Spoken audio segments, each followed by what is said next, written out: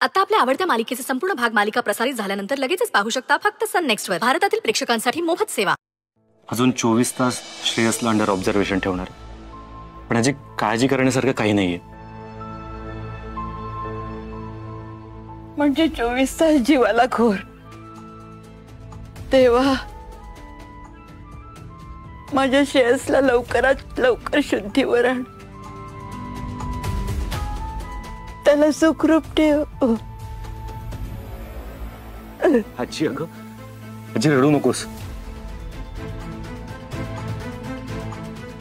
श्रेयसला काहीच होणार नाहीये आणि आपण सगळे आहोत ना त्याच्या बरोबर.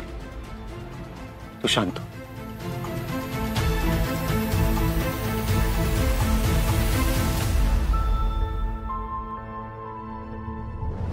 काय करताय तुम्ही तिकडे? काय चोरून ऐकताय बोलणं? खाली या, खाली या. काय चाललंय तुमचं? नाही हो, चोरून वगैरे नाही, पण जेव्हापासून कळलंय ना की श्रेयसचा अपघात झालाय, खूप काळजी लागून राहिली हो. म्हणून इट्स आवर फॅमिली मॅटर. आणि तोच तुम्ही चोरून ऐकत होता. डाऊन मार्केट माणसात तुम्ही. तुमच्या या डाऊन मार्केट सवयी जातच नाहीयेत. यशोधरा,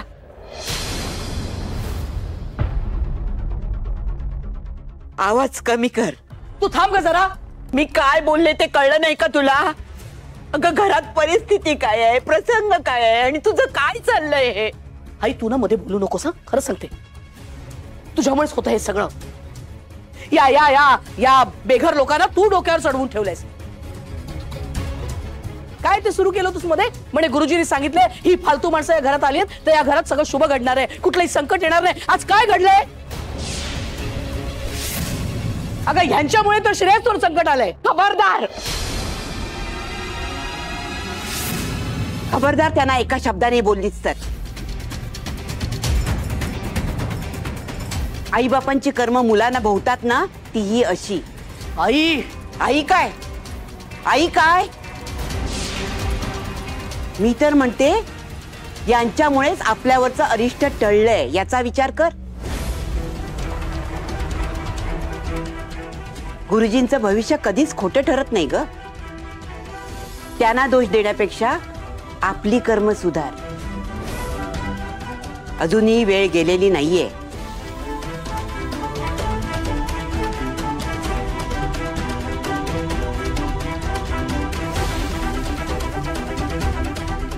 ताई, ताई,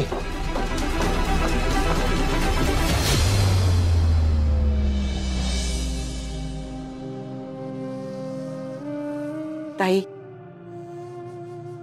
तिचं एवढं मनाला लावून घेऊ नका.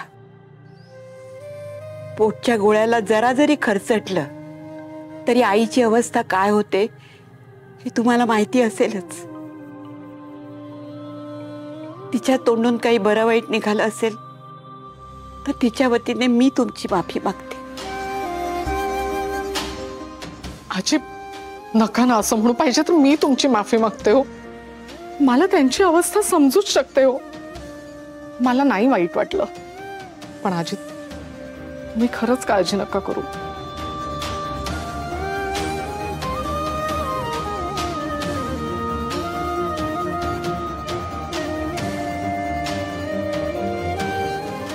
काय झालं वैतागायला? मला सांगशील का?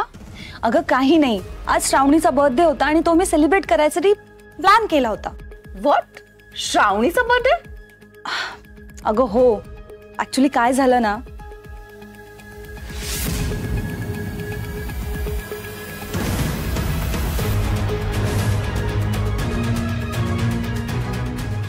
Oh no. मग काय, माझी इतकी चिडचिड झाली ना, इतका सगळा प्लॅन केलेला सगळं वेस्ट. इडियट. अगं तू पण अक्षय सोबत जायचं ना, हा तर परफेक्ट चान्स होता. म्हणजे?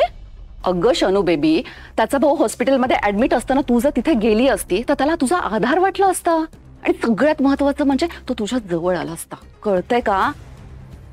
ओ येस, मी हा विचारच केला नाही.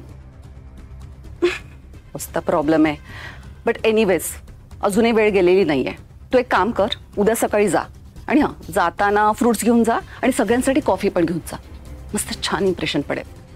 येस मॉम, तू बिलीव्ह नाही करणार, पण मी आता इतकी चांगली वागेन ना की त्या इशितेचा पत्ता त्या घरातून कायमचा कट झाला पाहिजे. तसंच होईल. Damn!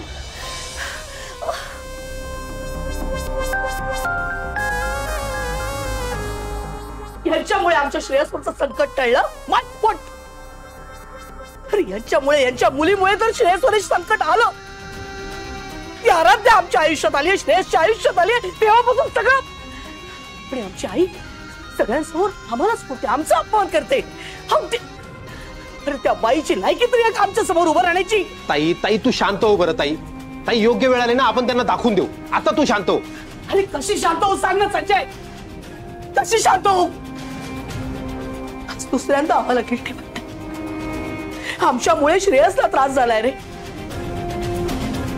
मागच्या वेळी सुद्धा जेव्हा आपण त्या आराध्याला शॉक लागेल असं प्लॅनिंग केलं होतं, तेव्हा श्रेयसला शॉक लागला.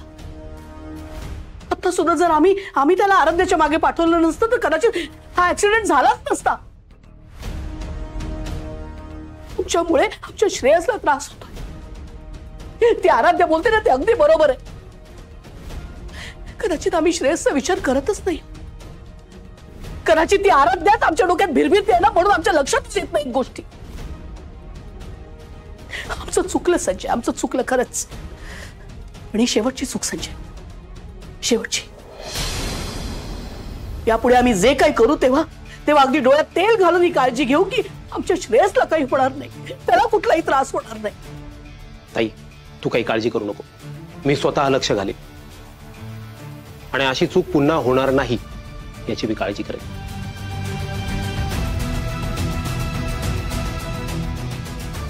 आमचा श्रेयस बरा होईल ना संजय. आमचा श्रेयस असा फुल ऑफ लाईफ आहे रे. त्याला असं निश्चित पडलेलं नाही पाहू शकत आम्ही. तो लवकर बरा व्हायला हवा.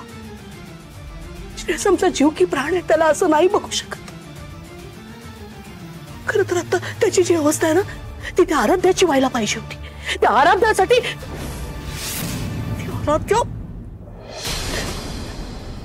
तू बघितलंस ती आराध्या तिच्या हॉस्पिटलमध्ये कशी वागत होती, बघितलंस?